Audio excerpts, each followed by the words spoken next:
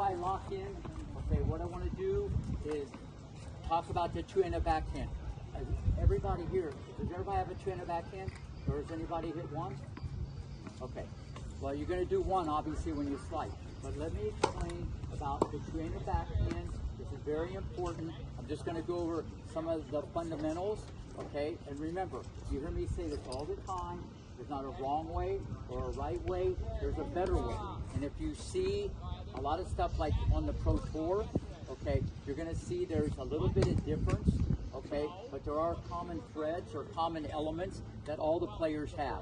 But let me first talk about the grip, okay? A bunch of different ways you can hold it, but your right hand should probably be in a continental. That means bang, like that. You don't want to be holding the racket like that, because that's going to make the elbow bend, okay? Continental. With this one, you can have Eastern, that means your knuckles on this bevel, semi-Western, or even Western. It doesn't really matter, but sometimes people that have had lessons with me have had to correct because you're too far under, and that closes the racket face. So the grip orientates the racket face. Always remember that, because you'll see in general, the two-handed backhand, men's tour and women, it's always going to be a little cleaner. There's not going to be as much spin as the forehand, okay? Because you want to be able to drive through the ball. It's more trunk orientated. Now watch this. Preparation. To me, the most important thing. The ball comes over after you hit your forehand. Look at my hands.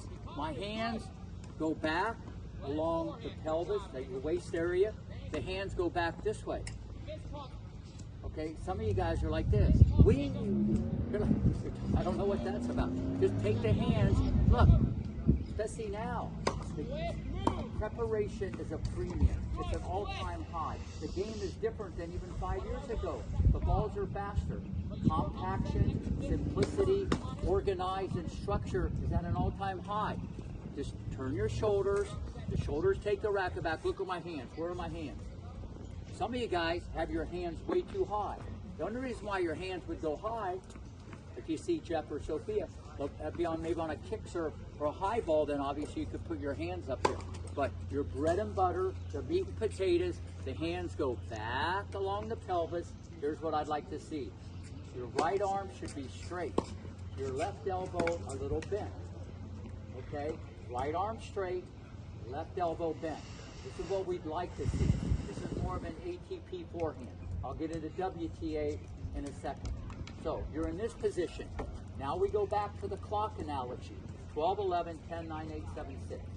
6:30, racket head above the hands, straight back, racket head above the hands. Now, the power starts where? From the ground, but some of you guys don't bend. I told you, if you bend, I'll be your friend. If not, it's the end. Watch it. The power, you gotta go like this. Get this down. You know what that is, right? Good butt. If you don't get it down, you'll get it kicked.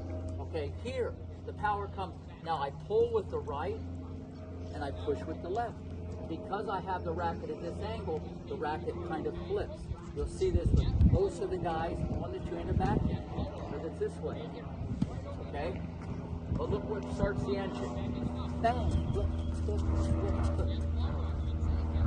People see Djokovic, they go, wow, it looks like he's not even trying. He's not. It's efficiency of motion. The guy goes like this. He's like ordering breakfast.